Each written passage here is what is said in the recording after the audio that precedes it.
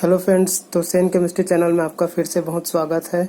और आज हम बात करने वाले हैं पंडित रविशंकर शुक्ल यूनिवर्सिटी के दो मुख्य बातों के ऊपर। तो सबसे पहला बात हम जो करने वाले हैं वो कि एनुअल एग्ज़ाम या सेमेस्टर एग्ज़ाम के मूल्यांकन के बारे में बात करेंगे।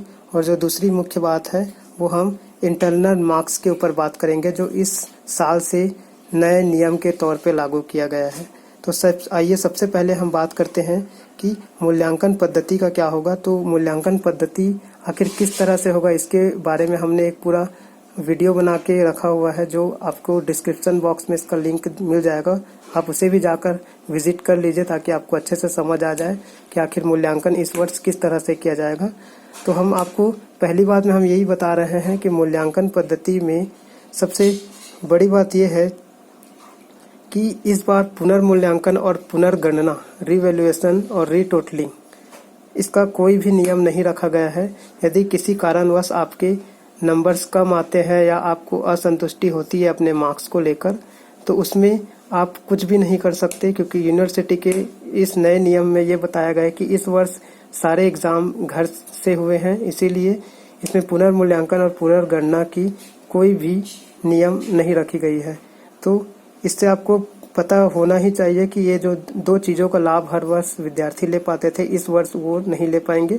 उसे जो भी नंबर प्राप्त होगा वही आखिरी माना जाएगा।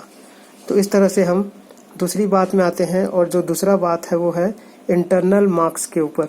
क्योंकि हम हर वर्ष एग्ज़ाम दिलाते थे तो पूरे 100%, 100% जो मार्क्स होते थे वो थ्योरिकल होते थे, लेकिन इस बार उसी 100% मार्क्स के थ्योरिकल्स में 10% इंटरनल भी जोड़ा गया है, जो आपको कॉलेज के टीचर्स के द्वारा दिया जाना चाहिए था।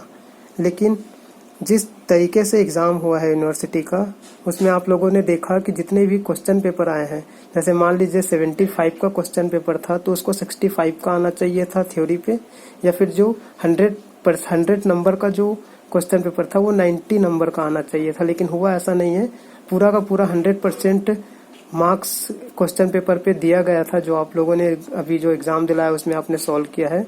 तो सही कह दे तो ये है कि इस वर्ष ये जो नया नियम है इंटरनल मार्क्स कितना मिलेगा, कैसे दिया जाएगा, इसका सही नियम का पालन हो नहीं पाएगा।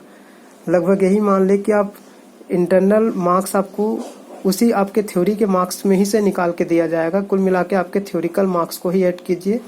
कॉलेज के द्वारा दिया गया नंबर कुछ सही नहीं लगता, क्योंकि पूरे के पूरे 100% नंबर का क्वेश्चन पेपर आपको आया था। तो इस तरह से इंटरनल मार्क्स जो इस वर्ष प्रथम वर्ष वाले छात्रों को दी जानी चाहिए थी, वो सही तौर पे उनको नहीं मिल पाएगा, क्योंकि क्वेश्चन पेपर ही कुछ इस तरह से था। और आपको ये बता दें कि ये जो इंटरनल मार्क्स का फॉर्मूला है वो केवल प्रथम वर्ष के रेगुलर छात्रों को ही था। प्राइवेट वालों को इसके बारे में चिंता करने की आवश्यकता नहीं है, और केवल प्रथम वर्ष के रेगुलर छात्रों के लिए ही ये नियम था कि इंटरनल मार्क्स का जो 10 नंबर है वो कॉलेज या टीचर्स के द्वारा दिया जाना चाहिए था। ठीक है, तो इस तरह से हमने दो इम्पोर्टेंट बातें आपको बताई कि पुनर्मूल्यांकन या पुनर्गणना का कोई भी नियम इस साल नहीं रखा गया है, पहला बात। और दूसरा बात, जो प्रथम वर्ष के छात्र रेगुलर छात्रों के लिए जो 10% इंटरनल मार्क्स दिया जाना चाहिए था, उसका सही नियम का पालन होने की संभावना नहीं नजर आ रही है, क्योंकि थ्योरी पेपर ही पूरे 100% नंबर का हो चुका है। आपने देखा 75 का हुआ था, या तो 100 का हुआ था, या तो 50 का हुआ था।